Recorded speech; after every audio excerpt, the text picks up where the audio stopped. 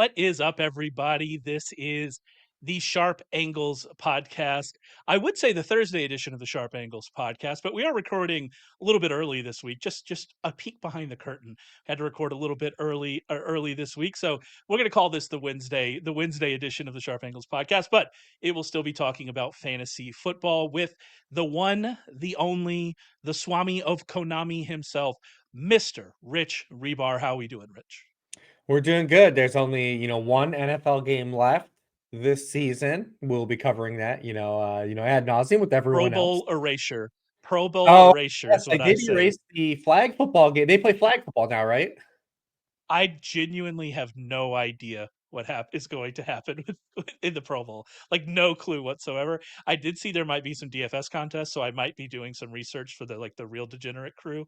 But yeah, I don't no idea what they're playing dodgeball again, I think.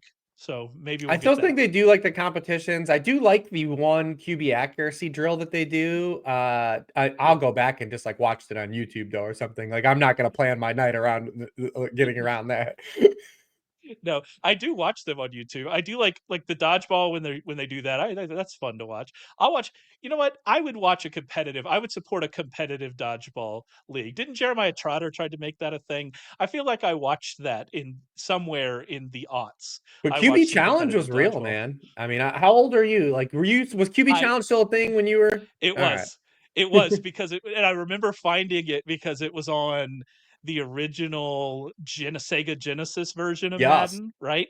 Like, or no, it wasn't Madden. It It was was like its the own NFL game. Players Association one. Yeah. It was that one. I remember I really enjoyed that. And so so I'd always go and find Jim Kelly trying to throw it 90 yards down the field. Kids, if you want to learn about what the 90s are like. No, those are fun to actually still go back and watch. So like watch Cordell Stewart could just cannon it down the field Oh yeah. to watch stuff like that. I Well, enjoyed it's great watching just for those. the member berries of like remembering like rando quarterbacks too. You're like, oh wow, yeah. Like, oh, And they always Billy Joe Habert's in this. Oh. and every random quarterback played for the Lions. Yeah. Like every random quarterback you see on there is this year's random Lions quarterback, Yeah, which I always Falcons too, or enjoyed. another team. They always had all the dudes just like ran through those Falcons. Like Chris Miller, remember Chris Miller? Oh yeah. That was fun. I guess it probably would open up to injury or whatever, trying to just throw it as hard as you can. But I always enjoyed all that kind of stuff. And I do like the quarterback one. The quarterback one is fun, especially how they are all the quarterbacks are always loose and haha, we're just gonna have fun. And then 30 seconds into their run, you could tell that they actually care because they're just high level athletes that are super competitive. And I always enjoy the lock in moment. Drew Brees used to crush that drill, absolutely crush that drill, which I suppose is not surprising because he's Drew Yeah, Brees. you put this and you throw some Zubu pants on Dan Marino and he's carving, dude. He's hitting those motorized carts all day. What a reference. I think you can still get those pants somewhere. Like Amazon's got to have them. Right? I'm surprised they haven't come back yet. Yeah, Starter coats are back. You see, like starter coats are I did. Yeah, they're back, man. I wish that I liked jackets and had any occasion to wear them because I would certainly purchase one. Although I don't have an NFL team, so I probably just go classic Raiders, right? Like that's the way forward. Is if you don't have a team, you just go Raiders 49ers. That's the starter jacket mold. That's got to be the way, right? Yeah, that was like when everyone just had Bulls coats. As you can tell, this is the week in between the conference championships and the Super Bowl. So, we don't have a ton of stuff. We are going to do a big Super Bowl preview. I actually want to promo this because I think it's going to be a great show. A big Super Bowl preview on the Tuesday of Super Bowl week, live on YouTube. It'll be myself, it'll be Rich, it'll be Warren Sharp, it'll be Pam Maldonado. We're going to have a lot of fun stuff on there. Previewing the game, our favorite bets.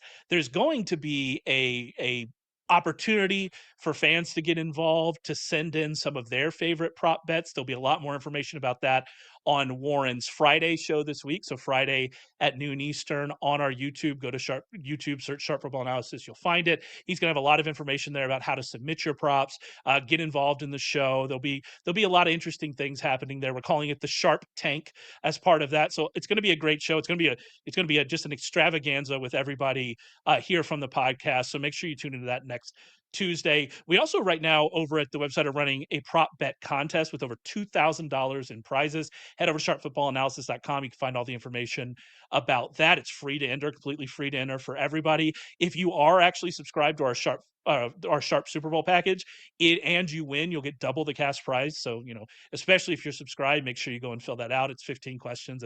It's pretty quick to fill out, and if you win, you're going to get a nice prize. So make sure you check that out. Again, our Super Bowl package is available. We will have, all our bets. We already got some bets out, some prop bets out there. We will have Warren Sharp's massive Super Bowl preview. Last year it was 65 pages, just looking at the game from every possible angle. That's part of our Super Bowl package. You can get that for $50 off using promo code SB59. So a ton of stuff going on here in this kind of in between week. But we're going to talk a lot more about the Super Bowl, like I said, on that show next Tuesday. So I don't want to spend much time talking about it here, but I wondered if you had any, just first overarching thoughts on it. Chiefs 1.5-point favorites, totals 49.5. It's just an interesting, we saw this matchup. What is it? 2 years ago now, just a couple years ago. It's that Eagles team, though, that defense that the Chiefs played then, like they've completely changed all of that around and what the defense is now. It's like a completely revamped roster. So it's just an interesting kind of matchup between these two teams that were two of the best teams throughout the whole of the regular season. I haven't gotten super into the weeds on the individual matchups as I'll do that when I write up the worksheet early to start next week. But I mean, top downs, I mean, these are two of the best teams in the NFL. I saw a lot of people upset that they wanted to talk about boycotting the Super Bowl. And it's like you ended up with the teams that were probably had the best odds to make it through, made it through. Like, what were you really expecting? I know people have Chiefs fatigue and they've become the new villains because they've won so much, but the Chiefs outplayed the Buffalo Bills. I know there was a couple plays that could have swung that game in a different direction in the favor of the Bills, but by and large, I mean, the Chiefs were the better team, from the open to close of that game last Sunday. It's not to say that the Bills could have still won that game, but I think that both teams that are going, outright are deserving by their play on the field this year. I'm excited for the matchup. I'm excited to really dive into, Saquon versus Spags, what Spags going to have dialed up to kind of push himself to Jalen Hurts. Does it involve more coverage, because now that we've got Dallas Goedert back in the fold, we've talked about this too. The Eagles haven't really been fully healthy all year, where they've had Saquon, Goddard, AJ Brown, and Devontae Smith all on the field at the same time. The sample size is very small. It's really just these playoffs and then 10% of their regular season snaps. So there's a lot of firepower here. The Chiefs are putting it together. They're playing their best football over the final month of the season that we've seen them, because not only are the Chiefs winning games, but they're covering games too. I think they've covered their last 5 games as well, excluding that Week 18 game. So I'm excited for the actual matchup. I know people are sick of the Chiefs and no one really wants to root for the Eagles because no one likes Nick Sirianni, but I'm excited for the actual football game. I think it's going to be a quality game. Yeah, I mean, like that's it. We ended up with two very good teams. I would have loved to see the Eagles versus a fully healthy Lions team. I think that would have been interesting, but unfortunately we didn't get it. The Eagles were, they were one of the 3 NFC teams that we thought had a real chance.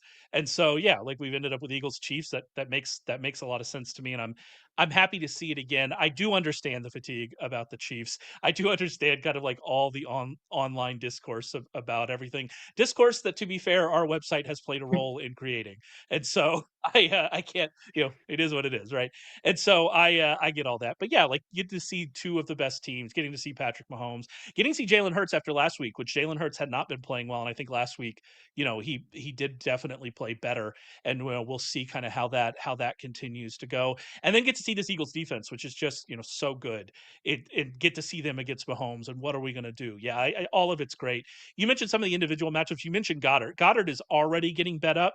So, which I actually think is right. right. Like when I looked at Goddard's opening numbers, it was like 4.5 catches and somewhere in the mid 40s yards. That both of those numbers seem low to me. The yards have already been bet up. The catches have been bet up, I believe, from like a VIG perspective, but like it hasn't jumped up to 5.5, or at least it hadn't when I last checked. So if you want in on Dallas Goddard overs, you got to bet those now because they're definitely going to be moving that way.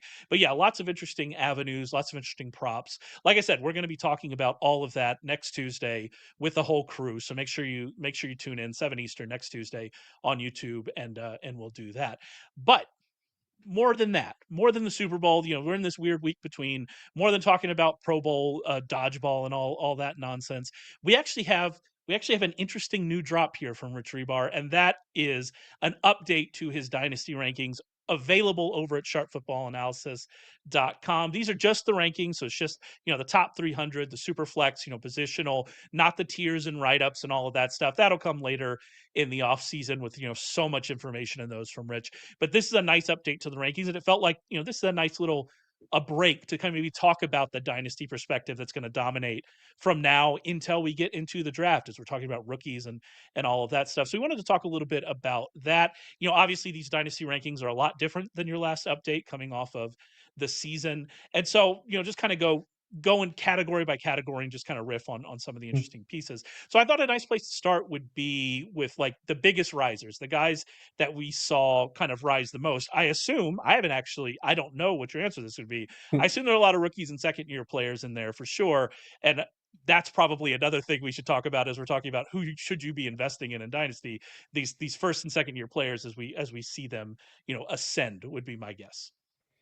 Yeah, absolutely. When you have these guys kind of, have these seasons of production almost ahead of the curve in a sense, where you can hit the ground running as these rookies, you feel really confident, about their trajectory. Because typically, when you look at high fantasy scorers at any position, typically they are players that are repeat performers. So a great signal for the future performance is past performance. And sometimes that does get overweighted, but typically, like when you see like a guy that's like an RB1, they come from guys that previously had RB1 seasons. Eventually you still have to have the first, but when you can knock that out of the way initially in your first year in the NFL, that just paints a really big signal for the rest of your career. So we had a really good wide receiver class that we liked coming in last offseason. And a lot of players really kind of performed really strongly, especially to close the season, got really good rookie bumps. Obviously, Malik Nabers had kind of a wire-to-wire, like really strong volume season. He had like a little bit of lull in the middle of the season, but overcame his quarterback and surrounding situation. I think from a top-down view, I think you're very happy if you invested in Malik Nabers. Brian Thomas Jr. could arguably look like he's the most all-around talent of the wide receivers. When you talk about being able to play inside, outside, he can play big. He's got run after the catch. We had a great season from Ladd McConkey. Xavier Worthy's still playing. We're going to talk about him in the Super Bowl. He's played his best football like this back quarter of the season. So like all those guys move up, and then you've got kind of like the limbo of like, oh yeah, well Marvin Harrison Jr. didn't do anything, and still Marvin Harrison Jr., while he did let down expectations, especially redraft expectations where he was being drafted, when you look at it from like when you remove those expectations, you just look at it in isolation. His rookie season, he did have a productive rookie season, especially in terms of earning targets. We would love to go under the hood, and we'll do this in the offseason, talk about his role and some ways they can try to get him and use him more effectively in year two. But he still doesn't he didn't have such a disappointing rookie season where it's like you're not touching him in dynasty, right? Either. So all those guys moved up. We saw some young running backs play. Like Chase Brown is probably like the biggest, I think, just overall riser for where he was, because we knew this did exist for Chase Brown in his range of outcomes this year. But the fact that when Zach Moss left the field, that Chase Brown basically became a top 5 running back in a top 5 offense. If he's going to be able to have that kind of runway again coming into next year, I mean, he's going to be probably at worst a round 2 fantasy pick and redraft next year, and probably can flirt with round 1 depending on what the Bengals do at running back. And that's the thing when we talk about some of these running backs, is a really good running back class, and there is some kind of things in motion here. There's some fluidity here at the running back position. But a lot of those players that are just young and had really productive seasons, those are the guys that are always going to be the big climbers, because it's just such a signal for their career moving forward. Yeah, and I mean, I'm as big a Chase Brown fan as exists, right? And so even what he was doing and how much work they gave him after Moss left was surprising to me, right? They brought in Khalil Herbert, and we didn't see, and I like Khalil Herbert a lot. I hope he lands in a good spot where he can get some carries, but he wasn't able to get any of that work. Like, it was the Chase Brown show, and that's certainly promising moving forward. But I think your point about especially the running backs, this is so much more important with the running backs because normally, there's only going to be one guy that's going to be the main guy, right? Whereas receiver, you have three guys out there a lot, stuff like that. But with running back, kind of what happens this offseason's interesting. We don't have as good of a free agent class for sure, but we have a much, much better, and a much deeper, I would say, running back class. A few of those guys, it didn't end up coming out, but we're still going to have a better running back rookie class than we did last year. It's going to be a deeper one, I think. We're going to talk about the second year backs here in a second, kind of go through kind of what we're looking at for those guys. But the draft could play a much bigger role and have a much larger effect on how we're valuing these guys, both young players and the veterans, than I think it did last year. Whereas Mhm. last year we saw a lot of that impact come in free agency instead, and so it is going to be a bit of a different kind of offseason when we're trying to judge these situations. And even if you're back, like somebody you like and you want to see get more touches, even if they survive free agency, that draft could be, it could be end up being pretty interesting. I mean, you just look at the usage that rookie running backs had this year, and it was just so down. We obviously had Bucky Irving and Tyrone Tracy as from a positive stance, but just not a lot of usage. I'm going to tell you right now, undoubtedly, this rookie class is going to have significant more touches than this rookie class coming in this 2025 versus this 2024 class. Yeah, and I wanted to talk about some of those now soon to be second year backs because like it, are how many of them are we excited about? I mean, obviously we have Bucky Irving. You say Tyrone Tracy, and I like Tyrone Tracy, right? I have him on several dynasty rosters.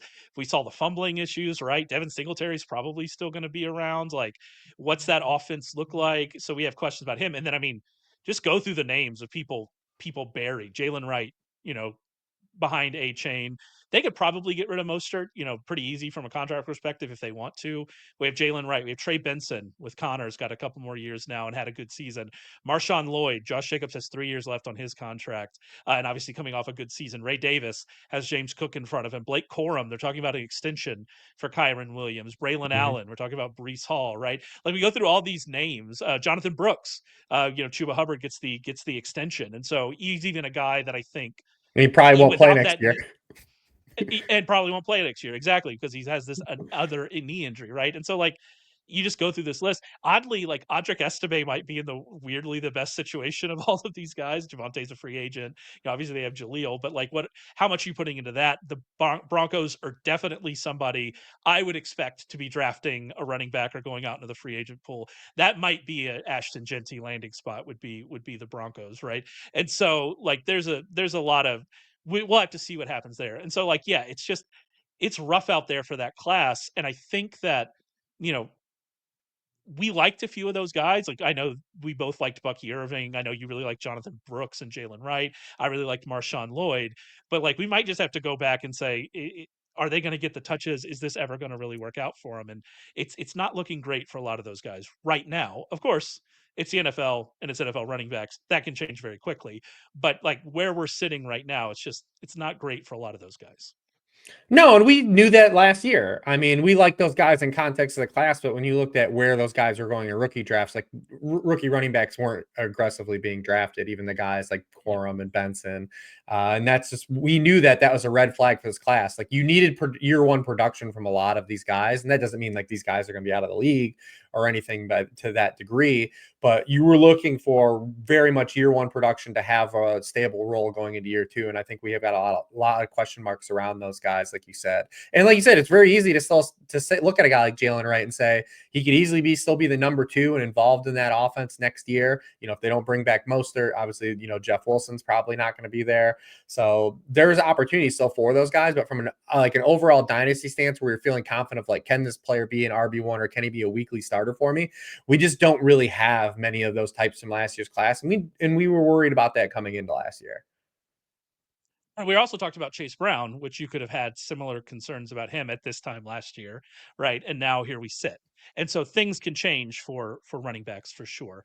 And so, certainly something to pay attention. You mentioned Brian Thomas Jr. and Malik Nabers.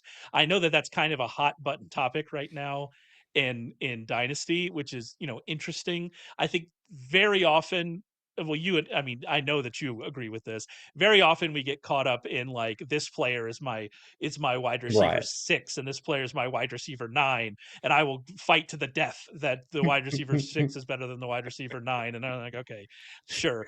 But like, we talk about things in tiers. I also think we get way too invested in, is player A better football player than player B, when it's much more important if we're talking about talent tiers. And I think it's pretty clear that even if you think Malik Nabers is better than Brian Thomas, you think Brian Thomas is better than Malik Nabers, they're pretty similar in a talent tier from what we saw as rookies and what they were able to do as rookies. And so, yeah, like a lot of this, like, I know it's not like, I know people want to hear people go, be very Right. strong takes of Malik Nabers is the best. And if you like Brian Thomas, you're an idiot, or the other way around, right? Brian Thomas is the best. If you like Malik Nabers, you're an idiot. But like, they're kind of in similar spots. They're both in really good spots. Like that's kind of where we are with both of them. Yeah, both you feel really strongly about. And again, like it's not an argument of Neighbors versus Brian Thomas Jr. You're gonna be happy that you came away with either one of those guys. And especially, like I said, even in the context you're talking about with Marvin Harrison Jr., you feel so good about getting those guys, or even Brian Thomas Jr. after Roma Dunze, right? Like you just feel better about like where you are. So those things all line up. And I think that the offseason's gone really well. And from a Brian Thomas Jr. stance too, and kind of that context, like we feel good about Liam Cohen joining the Jaguars. Everything he said about Brian Thomas Jr. was what you wanted to hear. But I always like in this current like meta that we're in, like in this pocket meta of the NFL, I'm always looking for these guys that have that versatility. When you look at the wide receiver ones that are actual wide receiver ones for fantasy in the NFL, they're these guys that move around. We've really lost that like prototype X wide receiver, and Brian Thomas Jr. kind of showed that like he was more than that, especially the back third of the season when the Jaguars were completely depleted and they had to kind of really lean on him. They started moving him in the slot for over 30% of his snaps, and he flourished in that spot, like having access to that kind of versatility. So you're going to hear a lot, I think, over these next 6 months about Brian Thomas Jr. and the Mike Evans role versus Brian Thomas Jr. and the Chris Godwin role. Well, I'm pretty sure that it's just going to be Brian Thomas Jr. and the Brian Thomas Jr. role in this offense. Like he's not going to be pigeonholed into one of those guys, and Liam Cohen's not going to force him to be just one position, because he showed he could be more than that. So that's why you're excited about it. And when you look at just the top down landscape of the wide receivers, look at all the receivers that like had like high target per route run rates. They're all these guys that move around and they play multiple positions now in the offense. And those are kind of the archetypes that I look to. So when I was doing kind of like the top down rankings, I do want to give those guys a little bit of a hat tip versus some of the guys that maybe would be more of a throwback, like prototypical X. And that right now still is like, unfortunately, Marvin Harrison Jr. right now. And like I said, we'll see what changes in year 2. But, when you look at guys like Amon-Ra St. Brown, it's made an ascension. A guy like Puka Nacua has made an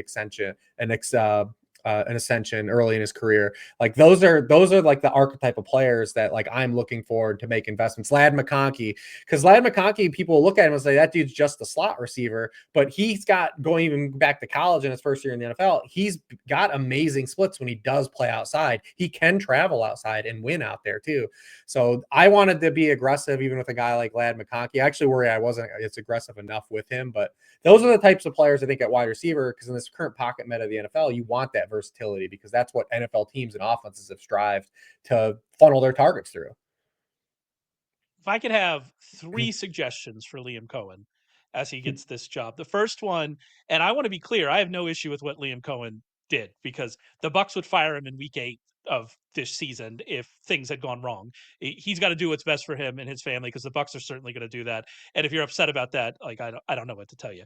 But maybe talking about honesty, like in your first press conference, that's not the way to go. You should probably also learn how to say Duvall, like in an interesting way. Maybe that's it. And my third suggestion, my real football suggestion, would be Parker Washington in the Chris Godwin role. Who says no? Parker Washington in the Chris Godwin role. That is my other Yeah, suggestion. can you get Brenton Strange and Parker Washington on the field for Ray? Can you please just play both of them exclusively? We don't, figure out what to do with Evan Ingram, but we'll get Parker Washington at the slot, Britton Strange at tight end, profit. That is Yeah. that's the way forward. We talked about some of the biggest risers. What about, and that's obviously going to be dominated by younger players who, had seasons above expectations. We're talking about biggest fallers. Oftentimes, I would assume that's going to be a lot of veterans that maybe we're starting to see kind of hit that age cliff, or we're starting to see signs of decline. Is that right? Is that kind of where it is? Yeah, age cliff. And I also think too, some guys that maybe we were still holding out the fence, like of having optimism on, but now you're starting to build up that sample of, all right, like we got to show us something here. And those guys, I think, definitely lost like a little bit of sheen. I mean, I think the guy that stands out the most, like, is Anthony Richardson. Just from what we know of an archetype in the ceiling player he can be. And he was that still for fantasy. I think when you look at like some individual metrics, he still really pops. I mean, in points per dropback, he was the QB5. But the problem is he was dead last in dropbacks per game. And you still eventually, because we just lived we're like fresh off the heels of the Justin Fields like experiment. And eventually, no matter what changes in the NFL and how NFL football is played, eventually you have to win from the pocket at quarterback to hold a job, to like hold a consistent job and start consistent levels of games. Because Justin Fields going to start more games. But if you don't consistently win from the pocket and a coaching staff's not confident that you can win from the pocket, that's just going to lead to a lot of fragility, because that's top down. That's what matters most at the position. And Anthony Richardson now is just building this large sample, now. Everyone's saying like he still didn't start enough games in year 2. Yeah, he didn't, but he completed less than 50% of his passes as well. We've just the sample of company that he keeps like for this stage of his NFL career is just not very flattering. So he's a guy that took a big drop for me. And it's not because I still would take some shots on him in Dynasty, especially in year 3. Like I'm not giving up on like his profile or anything, but I think you'd still have to do now coming to question is like, all right, second contract, Anthony Richardson, what is this going to look like? Especially if you're in your super flex leagues. He was a guy that was going basically, some took him as the 101 in that draft last year. So he's a guy that definitely took a big drop for me. And especially when you look at the quarterbacks from a rankings perspective in totality, we kind of have these, like I call them the big 4 now, where you've got these dual threat guys, and maybe Anthony Richardson could potentially get there, but you've got Josh Allen, Lamar Jackson still, who will enter next year, not even being 30 years old still. Jaden Daniels, believe, moved into that conversation already in year 1. And you've got Jalen Hurts, who people might like kind of thumb and say how good of a passer is, but he still has good passing statistics that count for fantasy football. And that's what matters. And then you hit like a really nebulous spot where it's just a lot of guys that you can probably arbitrage. You hope some things can eat it. Because when you talk about even like Joe Burrow, he's going to run into seasons like this over his career that he had like this season. But we also have seen Joe Burrow be completely a guy that could be arbitraged by like a Jared Goff or a Baker Mayfield type, a Geno Smith type. And when you get to like that QB5, QB6, you go all the way to like QB22, QB23, and you can make a case that those guys shouldn't even have numbers next to their names. Like they're a wide bucket. So if you're in a dynasty startup and you're not like overpricing like one of these top 4 guys, I mean, you can definitely buckshot like 2 or 3 guys like from like that group of like 17 to like 19 players, like getting what's the difference between like a CJ Stroud at QB7 versus like a Jordan Love at like QB12, or like a Bo Nix at QB14, right? Or like you can guy like Trevor Lawrence, is there still some hope that he still has a QB2 that can flirt with being in a platoon? You've got the 30-year-old guys now like Goff and Baker Mayfield and Dak Prescott. Those guys are still going to play at least, several more years, and they're going to flirt with giving you more QB1 seasons too. So just the depth at the position is so strong now in totality that it was very interesting, like looking at the quarterback landscape. And it's like, I know, although there's not a number of elite guys, there's a lot of depth here if you're roster building to just kind of take 2 or 3 guys and build like a really solid, like playing matchups game. Yeah, and hope for the best. But that also is another reason why especially what's going to be a very depressed cost for Richardson, you can still take the shot on Richardson, right? Yeah. Because like, what's the opportunity cost there if you're going to be able to come back a few rounds later and and get one of these other kind of like less, I guess, less exciting quarterbacks? And like, I agree with you. What's the difference? Like, with those guys, you have to make the case, right? So like for Yeah. CJ Stroud, you have to make the case that he's being held back by Bobby Slowick, and it's going to be it's going to be better under the new the new coordinator. Or for Trevor Lawrence, that the entire situation hasn't worked out for him, but and he's been not been healthy, but he's going to come back healthy. He's going to have Liam Cohen, he's going to have Brian Thomas Jr., and we're going to see the Trevor Lawrence that people hoped that he would be, right, when he was coming into the league. And we've got glimpses of, to be fair, to Trevor Lawrence, right? And so like stuff like that, you're making cases, and you can kind of make a case for Anthony Richardson. He's working with Chris Hess, right? Like that was the big story that came out. The guy that helped Josh Allen kind of turn around his accuracy issues. He's going to work with him this offseason. But then you also look at the other side of it. I think your point about it is important, is that, if we oftentimes like look at the upside, and I do think that's a really good way to play. Like, we need to look at what's, if we're taking a shot, especially later in drafts, we need to look at that upside. But with Anthony Richardson, and we all got so excited about him, I have him in Dynasty League, so I'm including myself in that group. Like, that downside aspect of, is he going to be a starter in the NFL in 2 years, is something that maybe we are overlooking too much. And I mean, we have to wonder what the Colts even do this offseason, right? He got benched, obviously, came back. The late season injury stuff was really weird, because it seemed like people in the Colts organization were leaking information that it was minor to try to make Anthony Richardson look bad. And then some of the other stuff we hear is that it wasn't actually that minor. And like, that suggests that there's like organizational issues with this guy. And so the whatever, the Pat McAfee stuff with Richardson checking himself out of the game, all of that jazz. So yeah, it's just a really weird situation with Richardson. But it's an example to me of, yeah, remember, Raymond, you have to also think about the downside angles and kind of what this looks like, because it's so much easier. And we're going to do this with the rookies, with the combines in like a few weeks. We're going to do this with all those rookies in the combine. Think of what this guy could be. You also have to consider the downside. And I don't think I do as good a job with that with the rookies as oddly I do with redraft. Like, I am way too negative in redraft. I'm way too focused on the downside in redraft. But with these dynasty guys and with like these rookies, I allow myself to get excited about the possibilities. It's something I have to kind of, you have to balance out, I think, as you're looking at this. And yeah, listen, I'll continue to miss on a Justin Fields, a Trey Lance, and an Anthony Richardson forever because of just the upside they represent. I gave you the short list of dudes that are in a different Yeah. bucket. If you can get one of those guys, it's a clear advantage because you have that weekly starter that is separated himself at the position that can get you those 30-point games on a regular basis consistently too. Because there's nothing worse than the guy that, like the Richardson was when he came back. He gave us those spike weeks, and then they orbited games where he was QB20, QB22, and that's tough to live that way in fantasy football. At the quarterback position, you can do that at other positions. The quarterback position, it definitely is more glaring, where you want that consistent, that floor plus the upside. And we saw it with Fields even this year from a real perspective, because Fields was a guy who people were buying the dip on in Dynasty this offseason.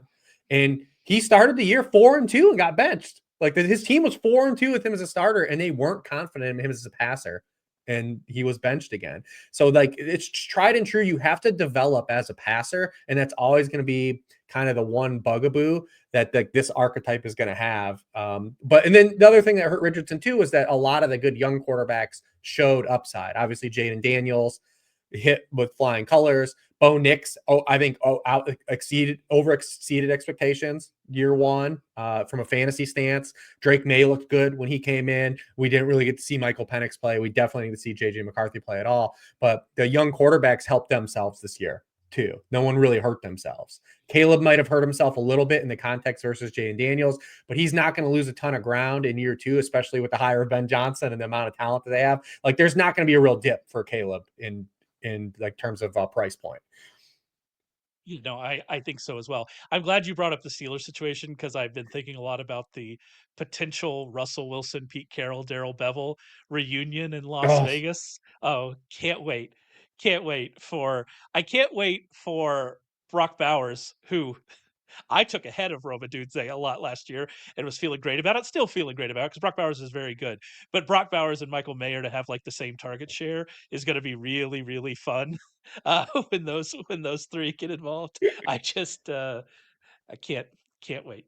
That was Can't another one wait I for did that. go back and forth on, not to like hem and haw about tight end one, tight end two, Yep. but I thought there was a case to make for McBride, like a pretty strong case for McBride to be tight end Yeah. one. There's the 3-year age difference, which I just kind of swung. Like I was like, all right, just I'll put the younger player at one. But both, when you look at both players, they had those like 10 catch games, but McBride's floor was consistently better. And you, as much as we don't really are enamored by Kyler's like real life upside, he still is a better quarterback in place right now than what the Raiders have. Yeah. That's we're going out on a limb there. Really, really, really strong praise for Kyler Murray. We're on Because tight there are a ends, couple so of we're like talking about tiebreakers, right? Like, because we can fair. argue, like we're gonna debate Jamar Chase and Justin Jefferson. Like, I split those ties based on one is Joe Burrow right now. Like it's Yeah. the thing. But we talk about Brian Thomas and Nabers. I split that tie because the like Trevor Lawrence. No matter what we think about Trevor Lawrence, he's going to be there. Like he's under contract.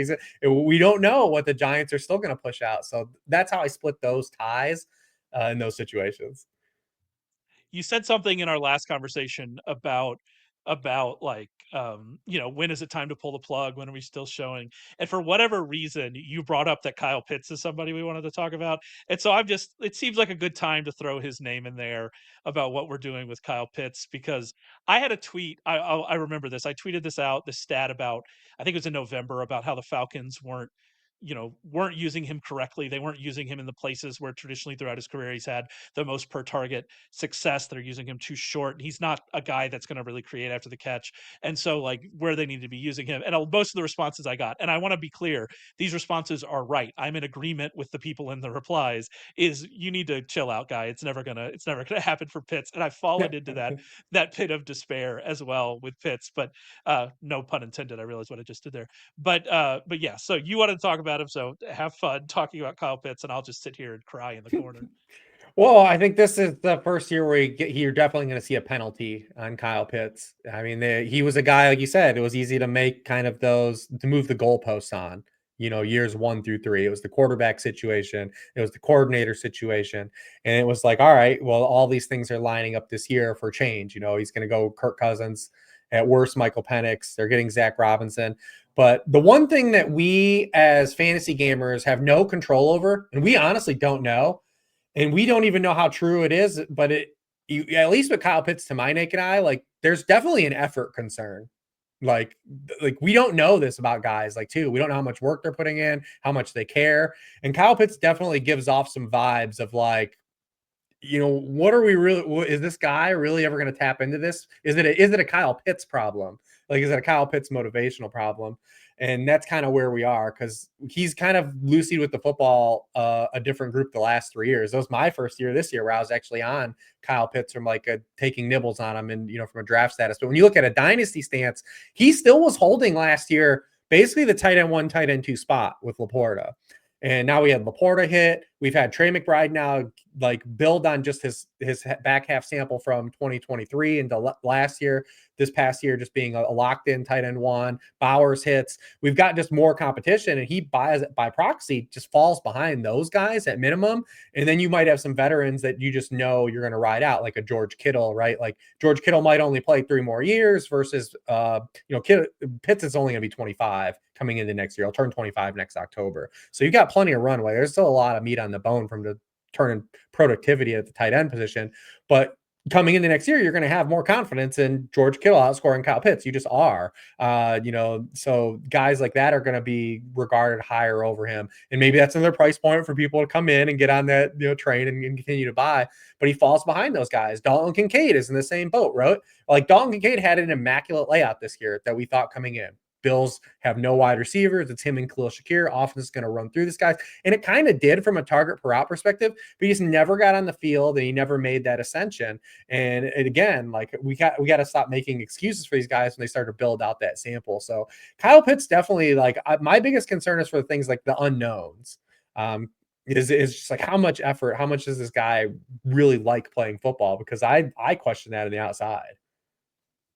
I don't know the ages of the top tight ends off the top of my head in the draft this year, but I can't wait to find out which of the tight ends being drafted is still older than Kyle Pitts. That's always Oh a yeah. fun thing to find out in March, in March and April. Him being just 25 still is just, we've talked about him so much for so long that it's But hard here's to the interesting thing to about believe Kyle that. Pitts in the age thing. He's only 5 months younger than Isaiah Likely. Like, and honestly, how close are they in from a real dynasty perspective? Because how much more Mark Andrews do we get? Likely's already made a move 2 years in a row. Like, is Likely We've outright a heard better dynasty player than Kyle Pitts right now? I would rather have Isaiah Likely than Kyle Pitts on my dynasty roster. And that's without even, like, we'll see what happens with Mark Andrews. There was that weird report that was like as far apart as possible. Either are going to extend Mark Andrews or he won't be on the team next year. Like, did you see that one? Which was just okay. There is a middle ground there. Although I do think there's a, there are cap hit concerns and all of that. But yeah, I like where Likely is and kind of what we've seen But from you're going to him. see Pitts I take would a rather big Likely than tumble. Pitts. Yeah, like he's going to fall a lot. And but ultimately, like we talked about with Richardson, that does present buying opportunities like we saw with Fields last year. And it could have worked out for Fields last year, right? Like you said, they were 4-2 and he was doing okay. It wasn't working out as much from a fantasy perspective. We weren't seeing like that kind of upside from him. But yeah, so it could have worked out for him. So these are always buying opportunities. I think we've talked a lot about, I was going to ask you about toughest person to rank. We've talked about a lot of them There's a few. already, I would imagine. Anybody else stand out to you about that was just like really tough to figure out where to put them?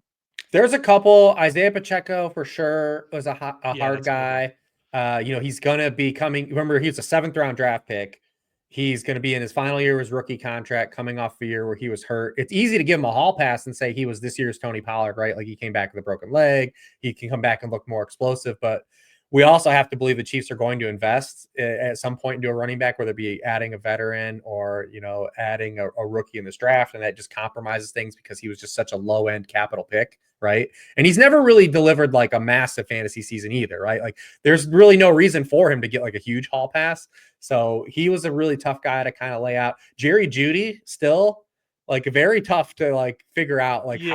how much to stock Jerry Judy's like resurgent with Jameis Winston. We know he got the contract extension last year, but then we saw is the quarterback play still going to be a problem because once Jameis came off the field, it was a thing. So Jerry Judy's still very tricky. Another guy, only 26 years old at the start of next year, right? Like just very, very hard to figure out like where do I put him? Where do I slot him? Right.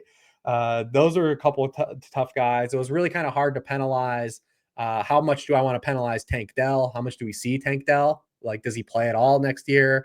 Like, he was just a really hard guy to figure out. And there's a couple guys that I want to be optimistic on, but kind of need some dominoes to fall. Like right now, when we were laying this out, like Dontavian Wicks has the runway, right?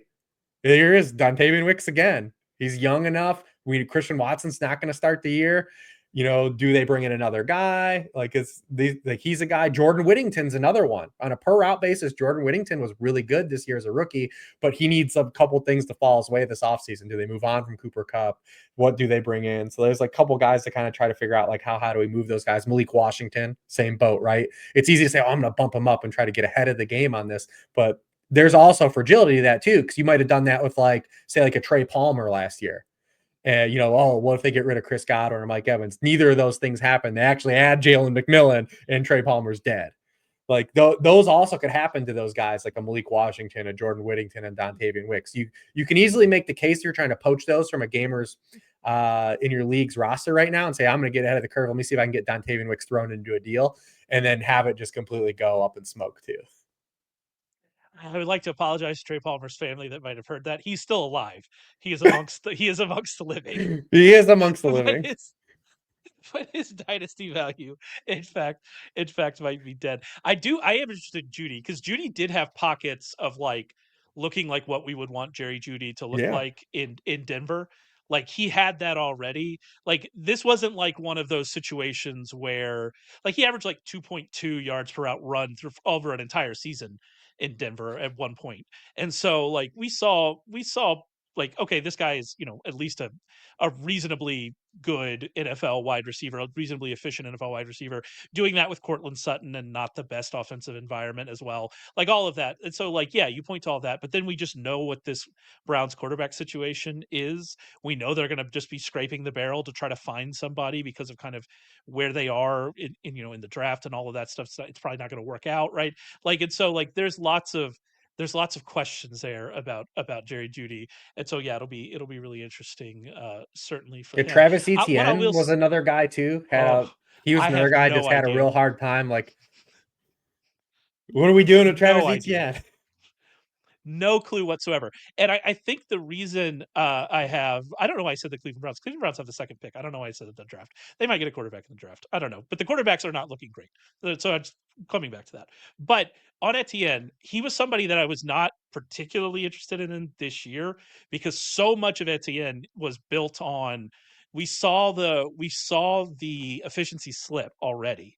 And so much of it was built on we need this guy to be the clear workhorse, and I think we should, rightfully coming out of this year, wonder if we see that again. Like I do, we could. I like Kyron Williams. We obviously we were very much in on the don't be scared of Kyron Williams kind of thing. It's going to be fine even once they drafted Blake Corum. We were in on Kyron Williams this year, but there might come a point in which Kyron Williams is a good back. He's an effective back. He's more efficient than Etienne has been.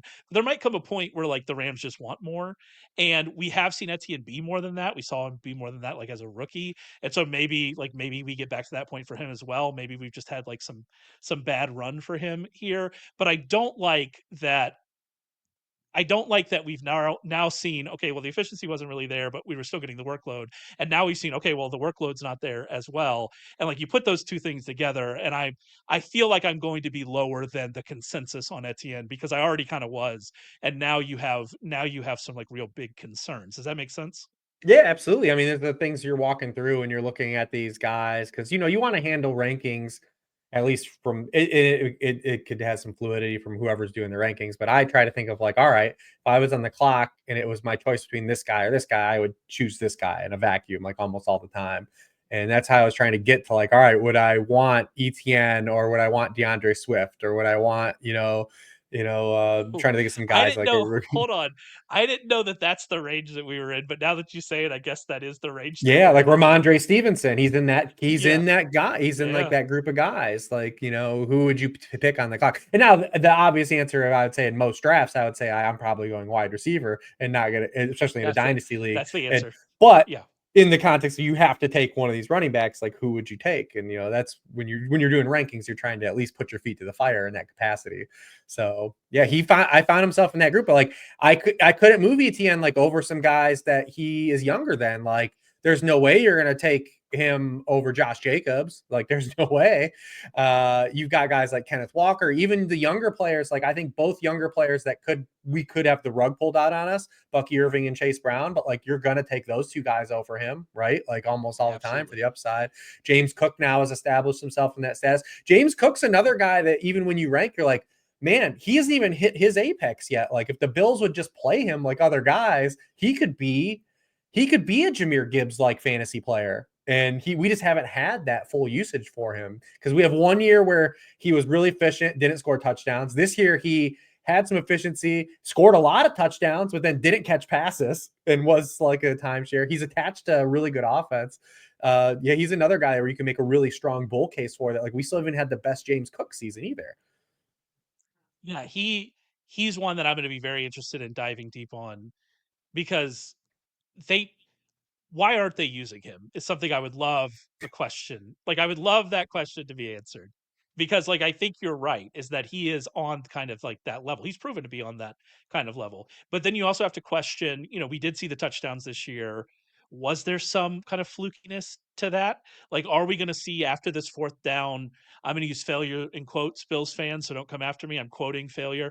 After this kind of like the 2 point failure specifically, but like after all of this, are we going to see them come back with like a more like a more established kind of tush push kind of play, right? Like they're going to get into the right formation and do it the right way, like the Eagles do. Like, what are we going to see out of them moving forward? And does that hurt James Cook touchdown? That's super getting down into the weeds. But I do think because of how much his value was determined by touchdowns this year, which it shouldn't be based on him as a player. Like he should be getting more usage in the passing game. He is very efficient as a runner. He shouldn't need touchdowns to really carry him, but he did need them this year. And like diving into why that is, and if we just see natural touchdown regression, if we see, like I said, more Josh Allen around the goal line, which how much more can you get? But maybe we see more of that. Like there are questions about James Cook moving forward. The easiest answer to all of that would be that the Bills just use him more and use him in the passing game. And if we get that, great, we're happy. But yeah, there are some questions there even coming off of this season. Yeah, we'll do it in redraft too with a guy like Terry McLaurin too, because I'm already seeing in these early drafts he's going like round 2, round 3, and I'm like, oh man, you don't know how much that was all touchdowns, huh? Like, Yeah. Yeah, I mean, it's the Sam Laporta corollary, right? Like right? Yeah. there we are.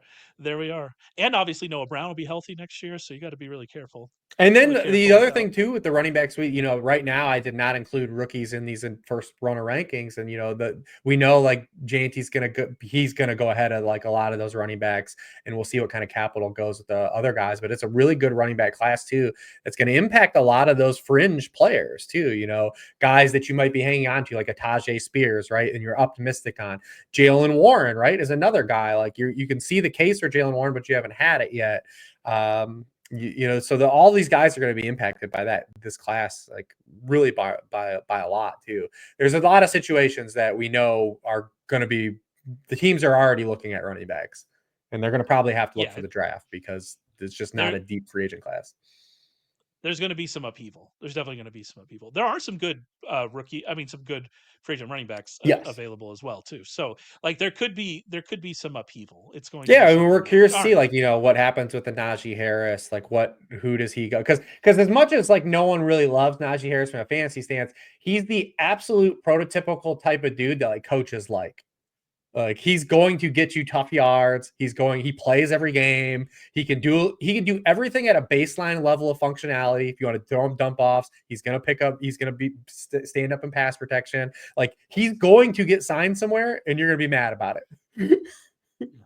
He is why Kareem Hunt is getting more touches than Isaiah Pacheco right now. Yes. Like there you go. That's the Najee Harris aspect of it. We also have, like you said, we have Aaron Jones, Najee Harris, Jalen Warren, Nick Chubb, J.K. Dobbins, Rico Dowdle, my favorite Khalil Herbert, Javonte Williams, Elijah Mitchell. Elijah Mitchell is going to be very interesting. What happens with him? Yeah, Jordan Dobbins is Mason another real also. tough guy to slot in. Yeah, Like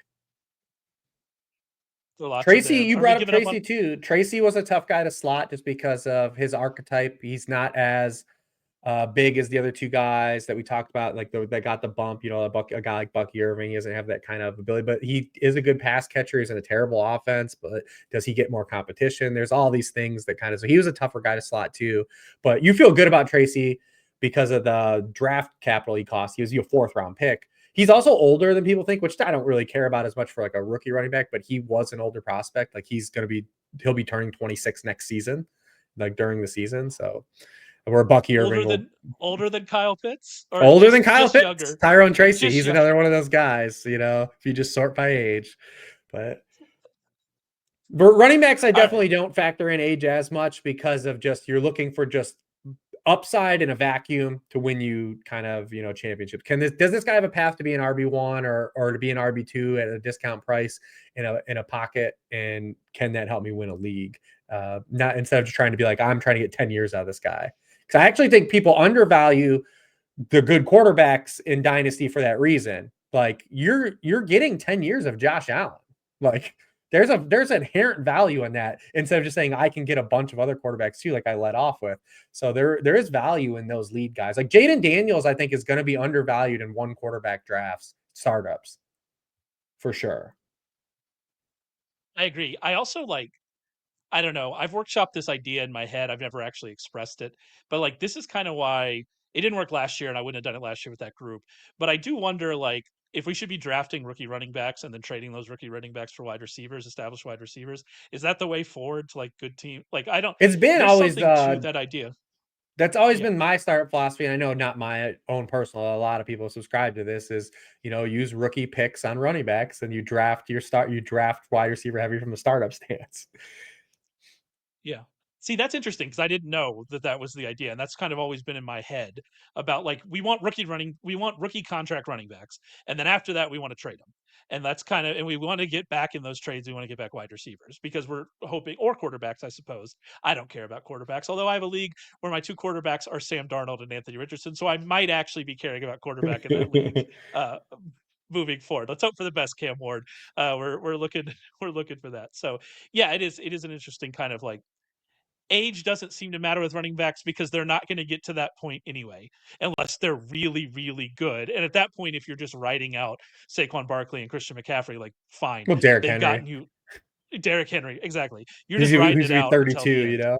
Because Yeah, Saquon's not just even ride it. old. Like, people like they do the Saquon's old for running back years. He's not even old. Like what his birthday's on the Super Bowl, right? Like that's the story. Yeah, He'll be he's gonna be 28 turned on the 28. Super Bowl. Yeah, Yeah. And we've yeah, seen now what's really cool about I think this recent era, and maybe it's kind of always happened, and we just didn't really acknowledge it as much. But older players have been productive. Like there's been a number of older players that have gotten. Look at Zach Ertz. It's like this dude out here in the Dynasty Championship, just catching 11 passes. But Thielen came back and was a player that was a starting player in fantasy lineups. Derrick Henry still at age. We've been trying to get rid of Derrick Henry for years. Like he'll start the year next year 31. He'll be almost 32 to start next year. And he's just his own tier, right? Like there's just no one else like yeah. him. So yeah. All right. That's it. We're gonna get out of here. We didn't intend to go this long, but as Rich and I start talking about topics, this is what happens. You say something random and my ADHD takes over, and here we are, an hour later, mostly an hour of Dynasty talk. If you want all of Rich's Dynasty rankings, head over to Sharp.Football Analysis. They're available there on the site for free, no paywall, nothing. Go and check out his Dynasty rankings. I really recommend it.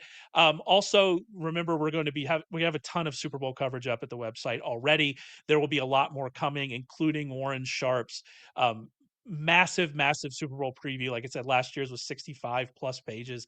It was massive. It's everything you want to know about the Super Bowl is in that. That's part of our Super Bowl package, which you can get for $50 off using promo code Super Bowl 59. We also have Rich's worksheet preview of that game, a massive preview starting kind of early next week. Check that out. And then both of us will be there with Warren and Pam Maldonado to talk about the Super Bowl on Tuesday night, 7 Eastern on YouTube Live, talking about the Super Bowl, previewing that, talking about Super Bowl props, getting Super Bowl props from you, which again, stay tuned for an announcement about that, about how you can submit your own and kind of the prizes that go along with that. Also have the prop bet contest at the website, over $2,000 in prizes available to that. So make sure you go and check that out, read the rules, fill out the form. It's just 15 questions. It's real quick. It's real easy. And get entered into that. Lots of stuff for you. We appreciate your support as always. And Rich and I will see you on that Tuesday show.